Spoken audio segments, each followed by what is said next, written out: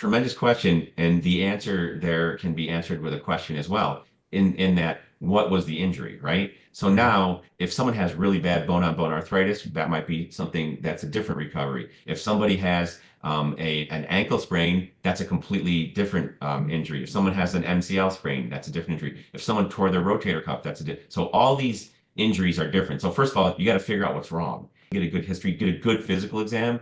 I mean, how bad is the injury? Is it a partial ACL tear where we can maybe get them better, or is it a full ACL tear where we may have to do surgery and then we do the PRP and the bill bone? Like all these things matter, and then we'll spend a lot of time trying to figure out what their goals are because some people come in and their goals are to walk up and down the stairs without pain. You know, to have my laundry's in the basement, sleep, through the night without pain without waking up my spouse who's going to kill me because they can't sleep because I can't sleep. Going for a walk with their friends or walking the dog. That's one thing, right? There's people who want to get back playing pickleball. That's a little bit different level. There's people who want to hike up in the Adirondacks, which is in New York State, which is a lot of hills and mountains, and there's 46 peaks, and there's a lot of people who like to hike where we're at. There's people who like to golf, hunt, and then you got the people who want to run a marathon or something like that. And we have those people. So we're going to use the same principles, okay? And then we're going to come up with a plan based on what the top three goals are for that person and what their expectations are. And we're going to come up with the right plan for them. Then we're going to kind of be able to give an idea of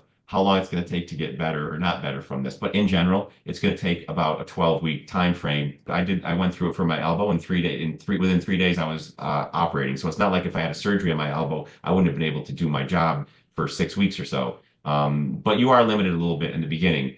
And the younger you are, and if it's more of an acute injury, like you sprained your ankle, you're probably going to be back to playing the sport you want to get back to sooner than that 12 weeks. But the whole 12-week thing is to get you better from whatever you're suffering from, right?